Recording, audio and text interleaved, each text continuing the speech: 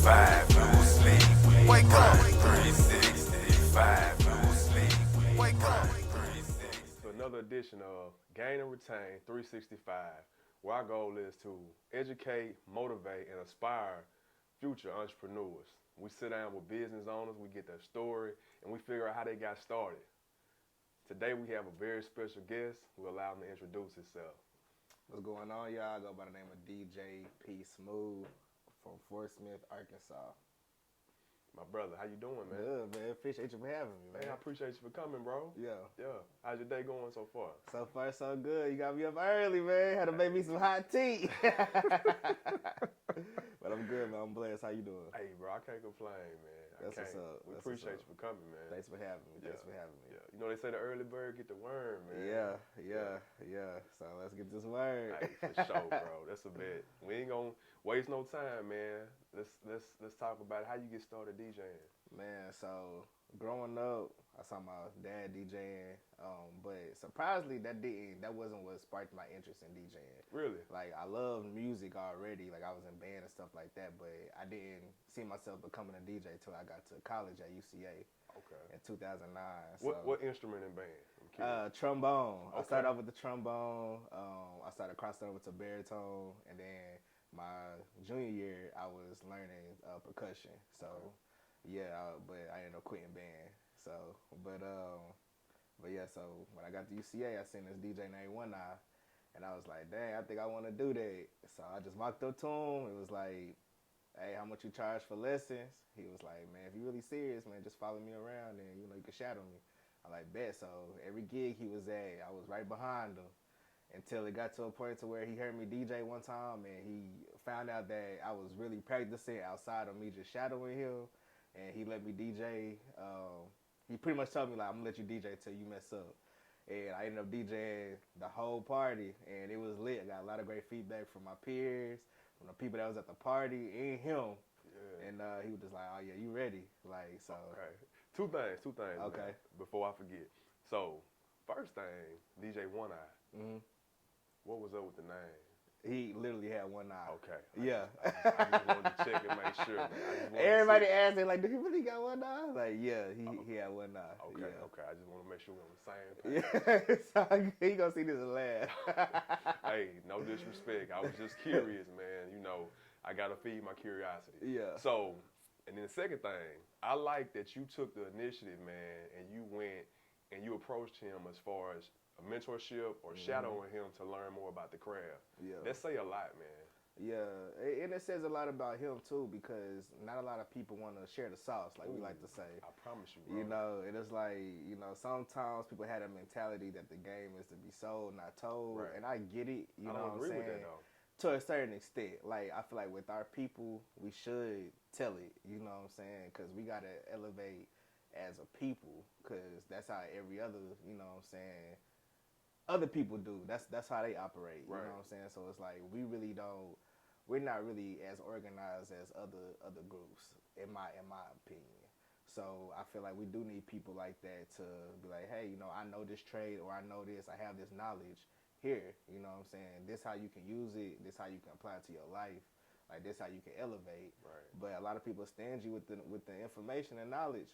But that's what forced me to just do my own research and go get what I feel like I need, so. Yeah, that's what's up, bro. I applaud you, man, for sure. So you end up doing an event for him, and it was an event that he let you do, and he said he's gonna let you DJ until you messed up. Yeah, so it was a college party. It was called Foam Glow. I'm never gonna forget it.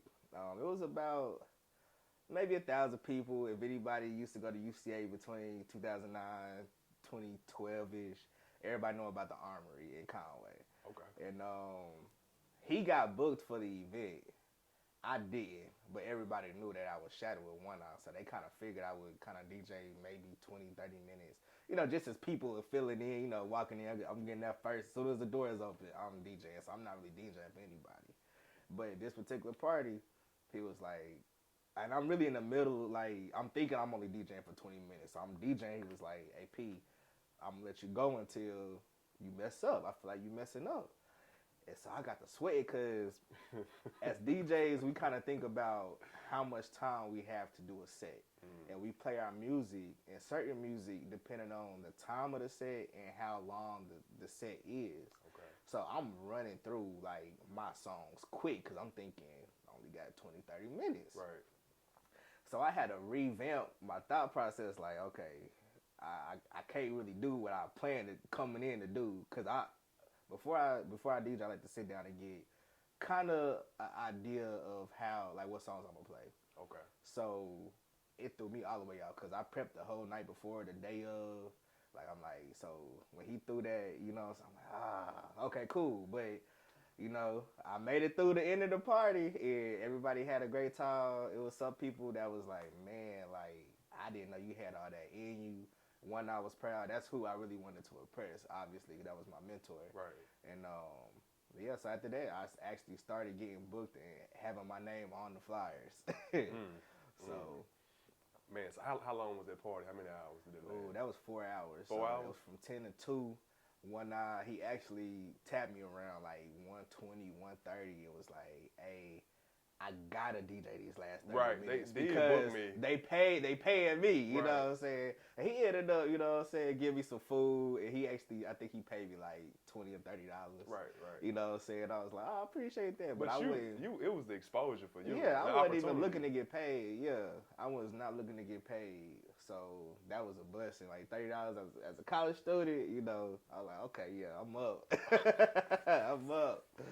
Man, that's what's up, bro. So, like, moving forward after that event, what doors of opportunity open for you? Ooh, man. So I came into college kind of shy. Like I'm social, but I was never the guy that'll walk up and be like, hey, my name is Phillip, or hey, I'm this, I'm that. Like I'm never the person to initiate the interactions of meeting new people. I just kind of meet new people just by, I guess, proximity. Like if we're in certain organizations together, yeah, I'm gonna be like, oh, what's up? You know what I'm saying? Like if I see you more than once, I'm gonna, you know, give you the head nod, you know, and then next time I see you, I'm like, oh, I see you, oh, what's up? This a handshake, this, like, what's your name? Like, you know what I'm saying? Right. So, but after that gig, you know, my confidence kind of got boosted because now people are like hitting me up like, bro, you cold. I'm like, okay, and my name, people are knowing me, but I'm not knowing them. So it's like it's forcing me to get out of my shell because I didn't want people to think that, you know, I was Arrogant or anything like arrogant or stuck up, you know. So it's like, man, I gotta kind of be, social. you know, out there social. Like I'm like, but it helped a lot, you know. It helped a lot. So, but another door that it opened up for me was radio. Okay. So, because of the popularity I was getting as a DJ, my homie Byron Miller, he had hit me. He was a student manager at UCA for the radio station. And he was like, man, you might need to get your own show. And I had no idea we had college radio at UCA. So I went down there, fell in love, and became a student manager myself. And at the time, students were only allowed, I think, like 30, 45 minutes on the air. But studying the radio market, because anything I do, I like to study what's going on outside of what I see. Okay. So that's when I started looking up other like bigger radio stations and realizing that most radio shows are anywhere between 2 to 4 hours long. So I asked the program director, I was like, hey, is it possible for me to do at least a 2-hour show? So he was like, man, my show's getting so much good feedback because I'm making flyers, I'm putting flyers around campus and stuff like that, actually promoting my stuff. He was like, yeah, you can do 2 hours. So I'm on air for 2 hours, and I think that was kind of unheard of at the time. But that just kind of made me want to learn how to DJ even more because now I'm like, okay, now people are tuning in to the radio too. They're not just hearing me at parties. So I don't know who's listening to me. So I'm trying to get all my music together. I'm trying to get my skills up. But yeah, that was crazy. And at that time, you were just DJing on the radio for UCA. It wasn't, you hadn't transitioned to a radio person. Well, I was everything. Yeah, Okay, I was okay. at UCA. I was the personality and DJ. Okay. Yeah, so my main focus of the show was to pretty much bridge the gap of local artists and industry. So I wanted to, cause it was a lot of people in Conway, like a lot of artists that sounded like what you heard on mainstream radio already, but they just didn't have the recognition. So I understood at an early age, cause everybody kind of go through that phase in high school where they're a rapper. Yes, sir. So Yes, sir. me going through that, it made me realize like it's really not too many platforms for local independent artists in Arkansas to really like showcase their skills. So I'm like, I got this huge platform to me at the time, even though it's just college radio, but to me, I feel like the college demographic is what helped, music kind of, explode. You know what I'm saying? So I'm like, okay, if I can learn how to DJ and blend in independent music with mainstream music, they not even gonna be able to tell the difference. No, not They're gonna be like, they're gonna try to Shazam and what I'm saying, like, what's this? Like, what's up? What's that? So that was the main goal. So I would interview local artists, I would bring them in, and then I record. I feel like I was ahead of my time because people really weren't doing it. You wasn't seeing radio personalities. And this was back in 2008. 2009, 10. You really like you knew of the personalities' names, but how often did you really see? Because this kind of social media really wasn't what it is now. Obviously, like we had Facebook, right, but like it wasn't no going live or nothing like that. You know what I'm saying? So I wanted to be the face, and like I want you to know who I was and who these artists were. Right. So that was my main goal with the radio, with my radio show. Yeah, man, definitely. Social media has came so far since then. That's like, what, 12, 13 years ago? So, yes, like the only reason why I got an iPhone was because of Instagram, because I knew how vital it was going to be in the future. Really? Like I ain't gonna lie, I was against Apple, but now I'm Apple everything. But at the time, like, man, these Android phones are so much better than this Apple iPhone. You can't even send pictures, how, like back then. But when Instagram came about, I'm like, okay, yeah, this gonna change the game. Right. Like, so like, I gotta invest in the iPhone. Like, got to. But so one thing I like, and I noticed you said, was that you were marketing and advertising for your radio station on campus. You know what I mean? You took another initiative to make it more popular. You know what I mean? Yeah. So he didn't have a problem giving you an extended set. Right. You know what I mean? So how important to you is marketing and advertising to get your name out there, to promote your brand? Man, honestly, to a certain extent, it's actually more important than the actual talent. Like, I know some people that are not as talented as some folks, but the talented person may not know how to market themselves. So you be saying, like, I'm gonna stick with DJs, and I'm not talking about any particular DJ, but it might be a DJ that's not as good DJing, but their brand is amazing. So they're constantly getting booked. You know what I'm saying? So it's like how can they book you, or how can they buy your product or anything if they don't know about you? So like marketing is crazy. Like it's very important, very important. Bro, you hit it on the head, man. I talk about this all the time. Like a person can have the best, the highest quality product, right? But if they don't market and advertise it correctly, nobody knows about it. Yep. And you can have a person with something that's below average, garbage, and they marketing and advertising. I'm talking marketing and advertising all the time. That's all you see, and you would think it's the best thing ever, and they constantly selling it. Yep. You know what I mean? Yeah, it's crazy. Yeah, perception is reality. Man. So you gotta keep that in mind when you market. Like, got to. Especially with social media, because a person can paint a picture and make you think it's anything. Yeah. And I had a conversation about this the other day. Like, my social media is not my real life, and I knew that how I was gonna use social media a long time ago, because I already knew, like, people always want to showcase the good. They'll never want to showcase the bad. That's it. And it's like, okay, so all my social media, besides my Facebook, it's kind of a little personal, but not really, because I don't even like put my business out right there anyway. But I strictly use my social media for my DJ brand. Like, if you want to know about my personal life, hit me. Hit me up. Right. You know what I'm saying? Like, I'm not gonna willingly give you all this information and all this access to my personal life if nobody, you know what I'm saying? Because I don't know everybody that's tapped in. True. You know what I'm saying? So if we supposed to be cool, supposed to be boys, or we supposed to be acquaintances or whatever, it's gonna happen when it's supposed to happen. But you're not finna just know what I got going on just by going on Instagram. Right. You know what I'm saying? So. But it makes sense though, man. Cause you know people snoop and they dig and they look for stuff. Yeah. And, I mean, if it's there, it's there. Yeah. You make them do their homework. Yeah, you can find out a lot about a person, but I still don't feel like it's the full story on social media. You know what I'm saying? Like, because you can kind of pick up on, you know, patterns and tendencies and things like that. Like, you know, people post that, you know, they on trips and stuff like that. I'm like, okay, this person likes to travel, or people that post their cars all the time. Oh, they in the cars. But, you know, but from that, what people mistake is that they feel like that's everything about that person. And nah, like, that's not. Like, nobody is showcasing 100% of who they truly are on social media. Right. Like, and maybe they are, but I'm not gonna automatically think that. You know what I'm saying? So, for sure, bro. So, moving forward, man. How did you start to get booked as far as for shows? Okay, so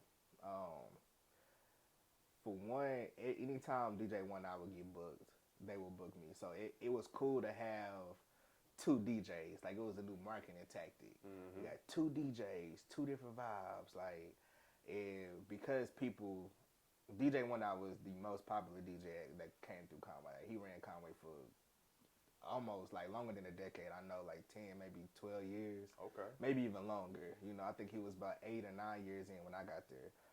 So his name was already huge. So with my name attached, they always see in DJ One Eye and PSMooth. So now I'm getting booked just by myself. My first paid gig was actually Mayflower Middle School. So one of the students, she was a non-traditional student, so she was a little older at the time. I think I forgot how old she was, but anyway, she was. Her daughter went to school out there, so she was like, "Hey, I seen this flyer on the wall in the student center. I didn't know you DJ." I was like, "Yeah." So she was like, "We want to book you." I'm like, "Okay." First gig was $75. Never gonna forget. And I stole the radio station speakers at the time. I am sorry. Monty, if you watching this, I'm sorry. But yeah, so I had to do what I had to do. Right, you know right. what I'm saying? My boy, like my confession. Hey. You know what I'm saying? Thanks. So, but yeah. So, on top of just trying to find different avenues to reach more people. Okay. So at the time, you know, going live on Facebook, Instagram, it wasn't a thing at all. Right. So I'm trying to figure out how we can, I guess, just reach more people through radio, because I understood, like, college students, half of them don't have cars, so they don't really have access to radio. It's like we kind of left that era, like, you know, the huge stereos in the room and stuff like that. So like everything was kind of like on your laptop, on a computer. So I'm like, okay, I know everybody has cell phones. I know everybody on campus probably has a computer, or at least has access to one. So I was doing some research, and I found this website. I think it was called like Vimeo, and figured out a way to patch in the audio to the laptop and stream live. And that definitely, I feel like, helped with my marketing and getting my name out there to be able to get booked more. So, and during that time, what majority of your events in like Conway for sure. Conway, Little Rock. I also was working with the artist, and I was doing rap showcases. Like, I would DJ for him. So I had the college crowd, and then I had the rap scene of Central Arkansas crowd.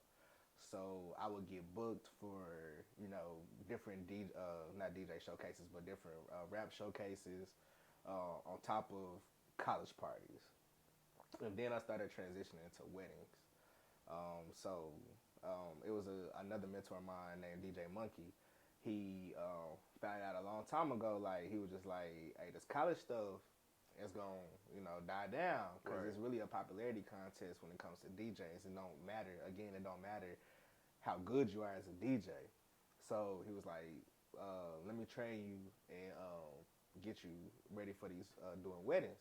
I'm like, all right, bet. He was like, it's way more money and it's less work, and you gonna eat good and you gonna drink good. You know what I'm saying? So I'm like, all right, bet. So doing the weddings, that also helped me get booked more because at weddings, the wedding industry is definitely a word of mouth industry. So if you do good at one wedding, you gonna book at least one or two more weddings from that wedding. I got you. You know what I'm saying? Because they wanna, hey, what you did here, I want your card. Like I feel like if I don't pass out a card at a wedding, I was trash. You know what I'm saying? So if nobody walk up to me and be like, hey, you got a card on you? I ain't do what I was supposed to do. Right. And that's really anywhere, but at weddings, that's like my goal. Like I gotta hand out at least one business card. Well, somebody has to ask me for a business card. I'm gonna hand them out regardless. Right. But somebody has to walk up to me and be like, "Hey, I want your business card. I'm trying to get you." And if they don't, then you didn't do something right. Right. I feel like I ain't do nothing right. So what's your ideal event as a DJ? Would it be weddings? Man, I love wedding vows because I feel like it's a new chapter in the bride and groom's lives, and to be able to be a part of that and make them feel joy on top of what they're already feeling. Right. I feel like it's amazing, like seeing family together, just kicking it. And then as a DJ, it's a lot easier because I can play more variety of music. I can play old school, mix it with new school. Right, I can play stuff for the kids. Right. So it's easier from that aspect because I'm not just locked into a certain type of music. But just the feeling I get from DJing weddings, man, I love it because I like to see people smile, like, because I feel like I have a little bit of control of that. You do. You do. know, so. Yeah, when you put on one of those line dance songs. Yeah, you're like, hey, okay, right. Get the phone, like, yeah, that's what I'm looking for. Or you put on one of them real old school songs and somebody grandma, hey, that's my song, stuff like that.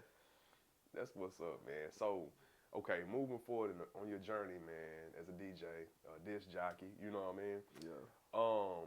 How do you retain?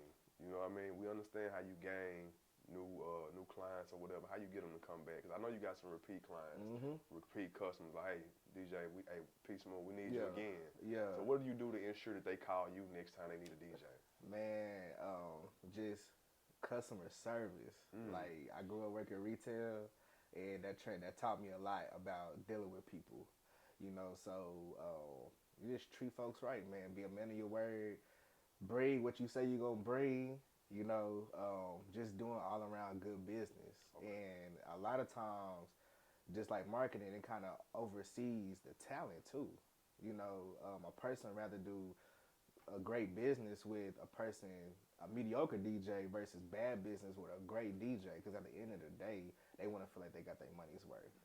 So that's my perspective on that. Like, I just try to make sure I bring what I said I was gonna bring. I do what I said I was gonna do. And I make sure that they happy, and if they not happy, even if I do what I said I was gonna do, right, I try to do something else to make sure that we leave on a good note. Okay. So we definitely want to go above and beyond. Yeah, for sure. That's what's up, bro. That's what's up. But I usually get the same answer. Like, I mean, customer service is key. It is key because you always gonna remember the feeling. Especially when everybody gonna remember how much money they spent out. Like, you gonna remember, like, man, that DJ was $400. But I want you to remember not only that you paid me whatever amount of money, but the fact that, okay, he was on time, right, he did this, he made me laugh, like, I'm a kid with you, like, I'm a joke on the microphone, I'm gonna make everybody feel like family while they at an event I'm DJing. Right. So the feeling, you gonna remember, like, happy moments, like, that's all I'm about, like, can I give you a happy moment while I'm DJing? Yeah, and that's priceless. That's priceless, though. You can't even put a price tag on that. Nah. So, but yeah. I like that. So, starting out, man, I forgot to ask you, what were some of the trials and tribulations that you encountered, man, along the way? Man, so I already mentioned about me stealing, borrowing. Yeah, man, let's change it up, man. Utilize it, utilize what was, a man taught me that, a good friend of mine, he taught me that you already have everything you need in order to be successful. You just got to figure out what you need and just look for it. So I didn't have no equipment. I didn't have no laptop. I didn't have no turntables. I didn't have no speakers. That's essential to being a DJ, obviously. Yeah. So luckily I had great friends. One of my friends at the time let me use his laptop. I had the speakers at the radio station, and I saved up enough money to buy me my first controller. So that's what I was rocking with. So, but it was tough because DJ equipment is expensive. Like a good controller, anywhere between $500 up to 2,000.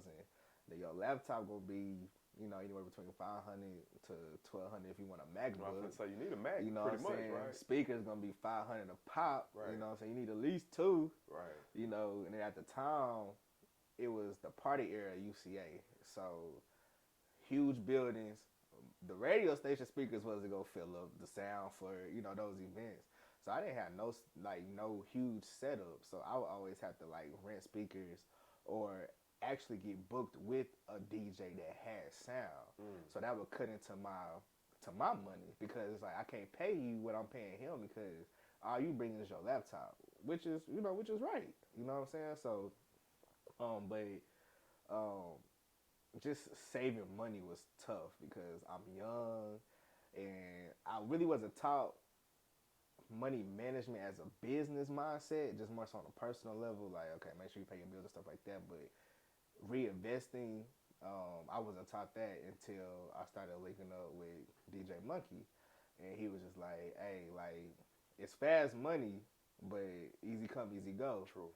So it's like, and sometimes as a DJ, it's not about your skills, it's about what equipment can you offer. Because he was telling me how he was getting booked just for sound. Like he was like, man, I'm getting $300-$400 a night. I don't gotta step foot inside the club because they're using my speakers.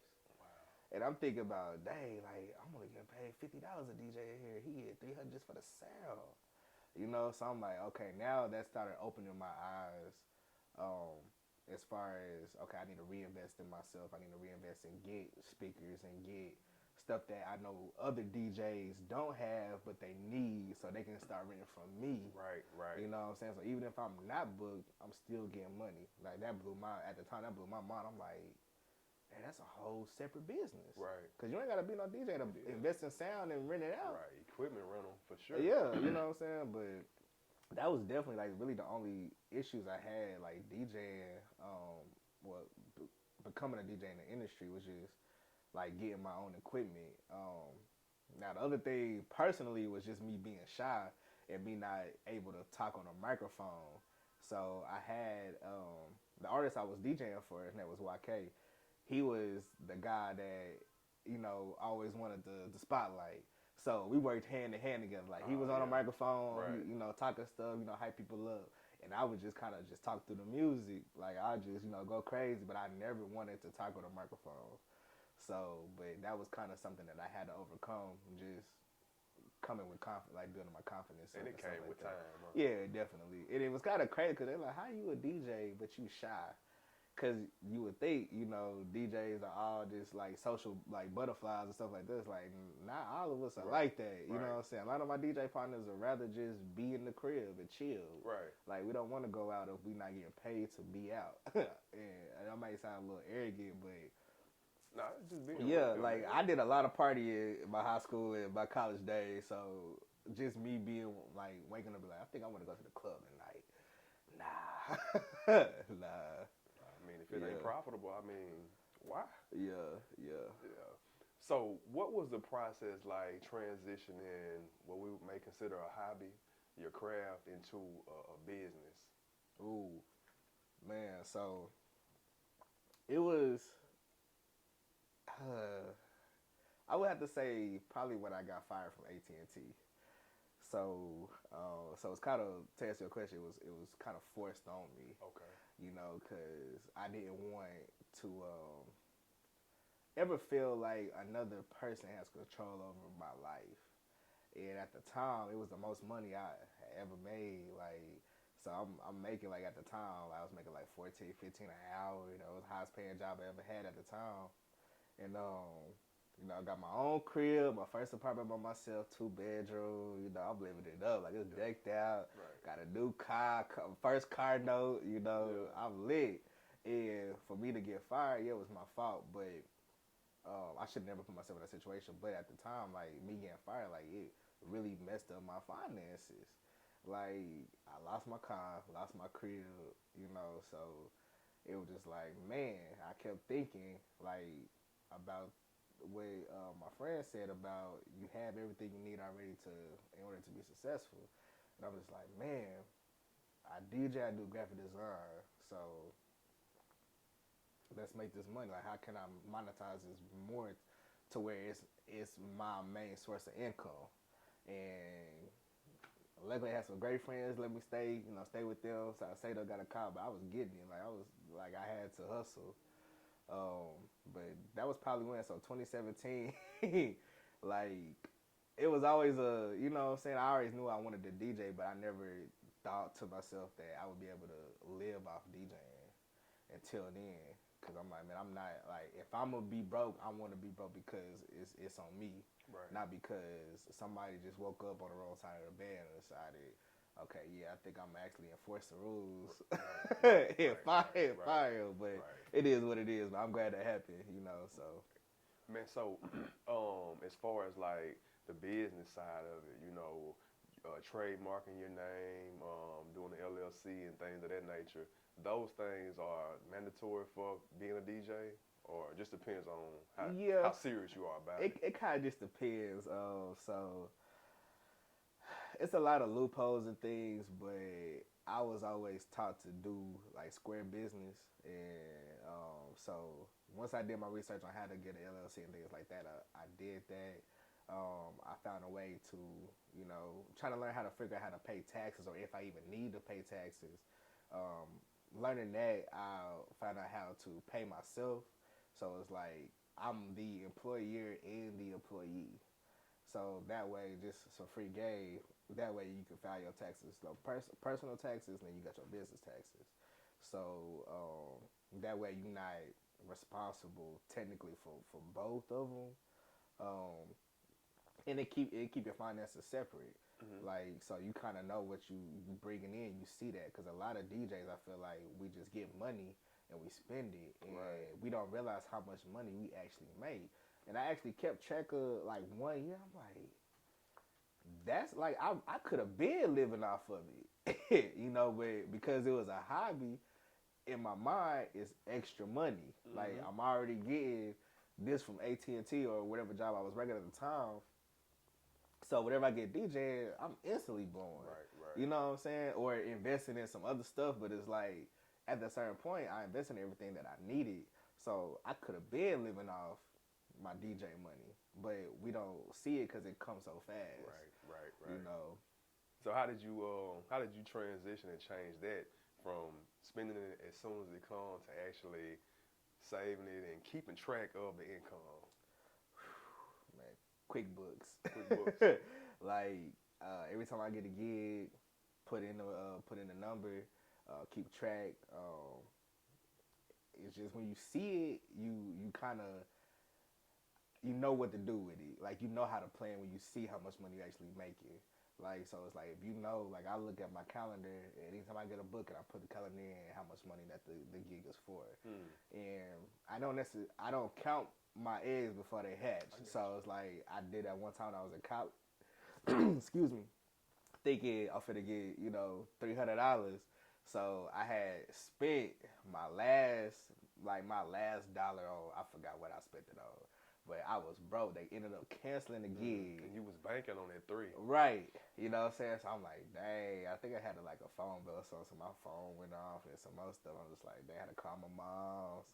And it was wild. But when you see, just organizing, budgeting. Like, you see how much money that's coming in. Just, hey, okay, look at what you need to get for your business. And look at, what you need personally.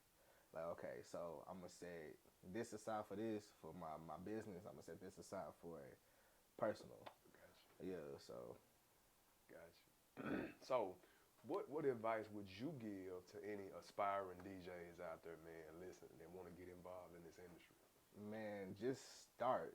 Like, you feel like you need. I didn't have nothing. I didn't have anything. Nah, man, my guy, he had to borrow the speakers from the radio station. Yes. He borrowed his man's laptop. Yeah, it's crazy. Like, don't feel like you need anything to start. Like, just do it. Like, we have YouTube. Like, it wasn't a thing to learn things on YouTube. Like, you know, back then it was like I had to shadow. I feel like really that's the best way to learn. But like some people are visual learners, so YouTube Right. will do. But the point is, you have way more things that can help you get started. You just gotta get started. It's all type of resources Yeah, out there. just do it. In YouTube University, Hey, I got about 4 degrees from YouTube man, University. bro, me and you both. It's amazing. And working on the 5th one. Yeah, it's crazy. Okay. Yeah. Man, so how can you be reached, man? If they want to book you, man, or whatever, just how can they reach DJ PSmooth? Man, so you can follow me on Instagram, Twitter, Snapchat at the DJ PSmooth. You can go to my website at www.thedjpsmooth.com. And you can hit up Skywalker, man. That's my manager, my homie. Like, he handles all my bookings and things like that too. So Okay. but yeah, you can definitely book social media, website, and through my management. Most So. definitely. Oh, any upcoming business ventures that you want to mention before we leave? Man, I just launched some new merch. Kind of got the hat on now. I got some crew neck sweaters. That's kind of what I'm kind of trying to push out now. It's just some new merch. Dropping a new release every month. So just, you know, tap into my website. You can subscribe. And again, that's www.thedjpsmooth.com. Facts, bro. We appreciate you taking time Yeah, out your appreciate day. you, man. Appreciate for you. For sure, we wish you well on all your future endeavors, bro. 365, no sleep. Wake up. 365, no sleep. Wake up. 365.